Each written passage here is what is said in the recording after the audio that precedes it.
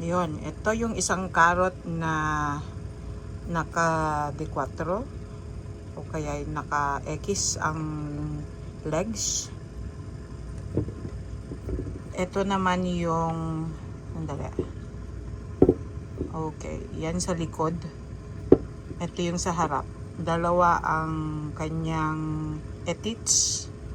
Ano ba ang etits? Dalawang kanyang tite. Ito naman, carrot na, ano ba to?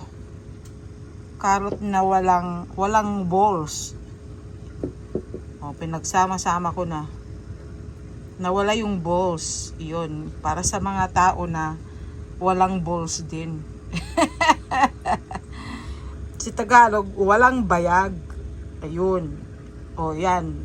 May etits nga pero walang bayag. Ito naman, may etits nga, dalawa naman. Isang maliit, isang malaki. Pero pilay.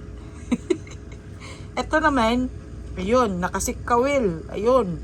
Bali yung paa niya, parang naka-D4, hindi, naka-X lang, ganun pala. Naka-poise. Siguro magpapapicture. Magpapa-selfie. O, yan na. Ito yung tatlong klase ng carrot na iba-iba ang itsura. Kaya ganyan din ang tao. Iba-iba rin ang itsura ng tao. Yan. May mga lalaki na walang balls. Merong lalaki na dala-dalawa ang kanilang titi. Ito naman walang titi. Ay, sus Mariosep. Ay, kumamot.